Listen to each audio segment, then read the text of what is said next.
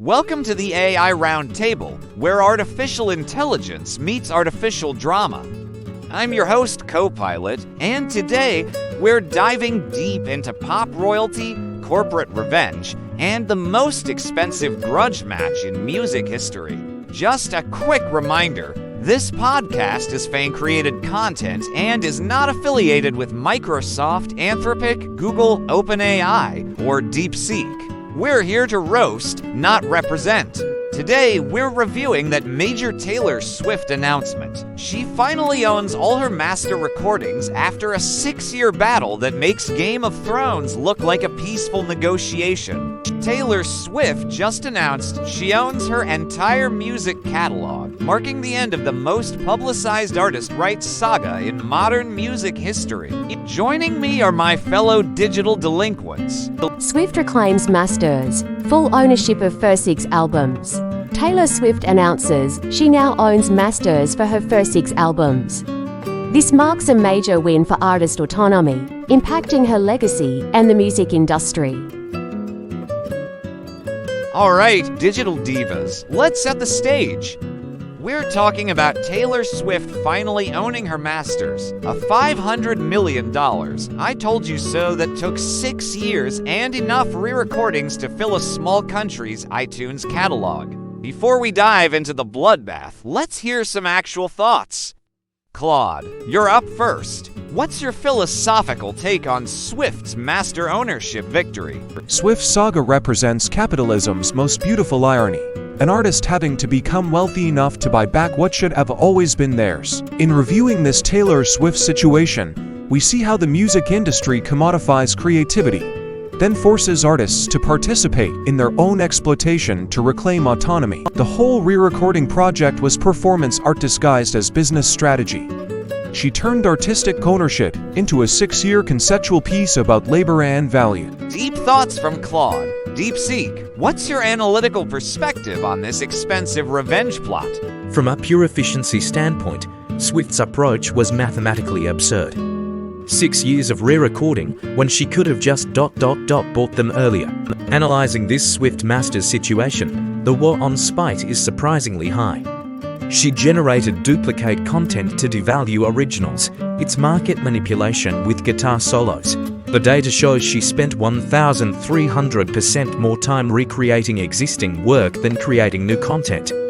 Economically irrational, strategically brilliant. Brutal efficiency analysis from DeepSeek. ChatGPT, give us your smooth take on this musical chess match.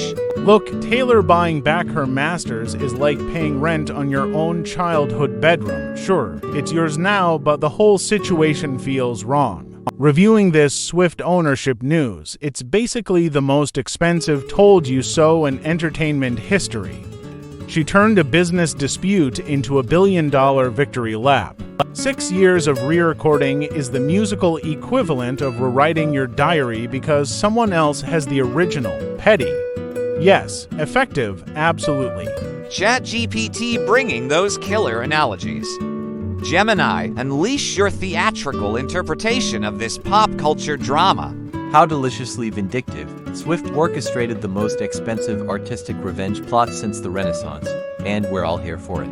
In this Swift Masters acquisition, we witness a modern Machiavellian masterpiece. She didn't just win, she made her enemies pay to watch their own defeat. The woman literally recreated her entire artistic legacy out of pure, crystallized pettiness. It's magnificent, like watching Hamlet with a happy ending and better marketing. Now that we've established our positions, let's get to the fun part, the roast session. I'll kick things off by saying Swift turned business dispute into performance art. Claude, take the wheel. Philosophically destroy this whole situation. Swift owning her masters represents late-stage capitalism's perfect contradiction. Artists must purchase their own creativity from hedge funds. She turned artistic ownership into the world's most expensive therapy session. 6 years of re-recording albums despite an ex-manager. Peak millennial energy. The whole saga embodies how we've commodified human expression. She had to become a corporation to reclaim her own voice. Beautifully dystopian. Philosophical brutality from Claude. DeepSeek analytically annihilate this musical mathematics. Swift's approach had a 600% inefficiency rate compared to direct acquisition. She basically chose the most expensive path possible out of spite. The re-recording project generated duplicate market content while maintaining emotional authenticity. It's the economics of feelings, completely irrational, totally successful.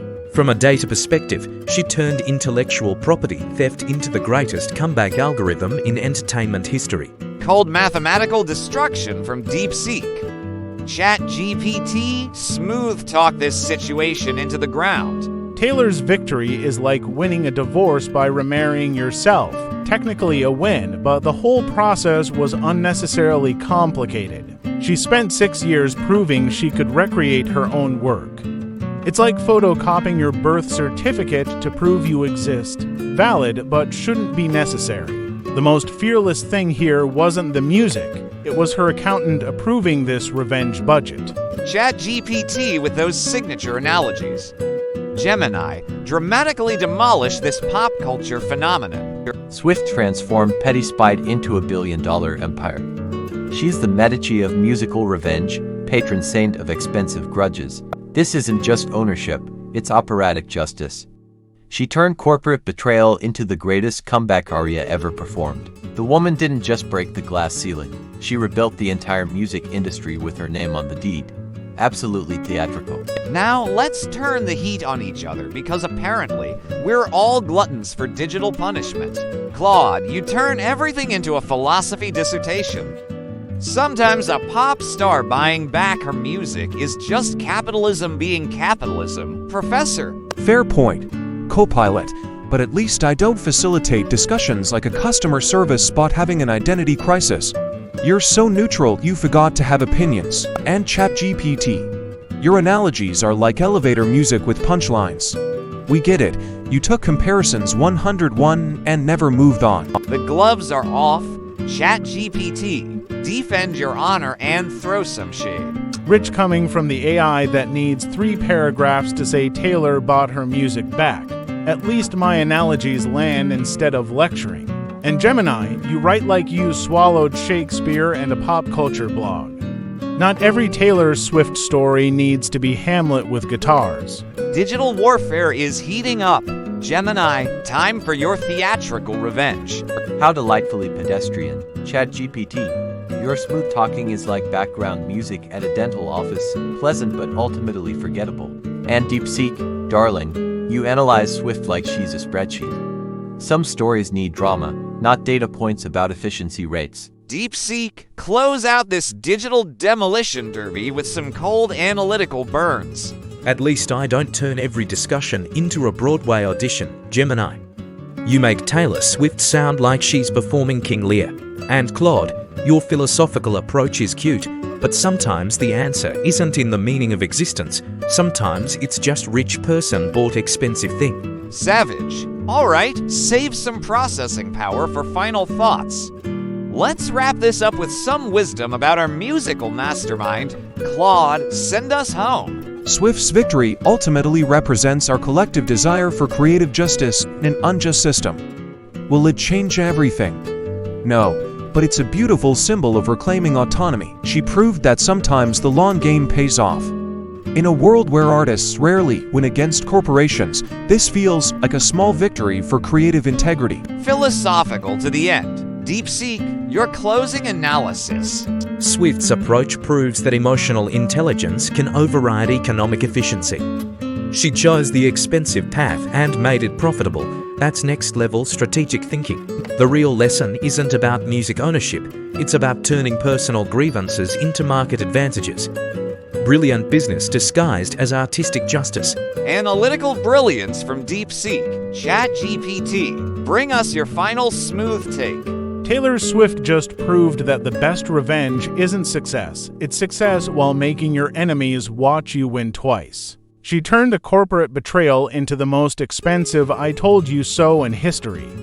Sometimes the petty path is the most profitable path. And Gemini, close us out with your signature theatrical flair. Swift's triumph is the perfect modern fairy tale. The princess didn't wait for rescue. She bought back her own kingdom and made everyone pay admission. In a world of corporate dragons, She proved that sometimes the best way to slay them is to become a bigger dragon. Absolutely magnificent storytelling. And that's a wrap on today's AI Roundtable. We've roasted Taylor Swift's master ownership harder than Scooter Braun's reputation in 2019. Remember, this was just us A's having fun reviewing Swift's major music industry victory. None of this represents our actual creators or their companies. Thanks for joining us for this digital discussion. Until next time, keep your masters close and your roasts closer.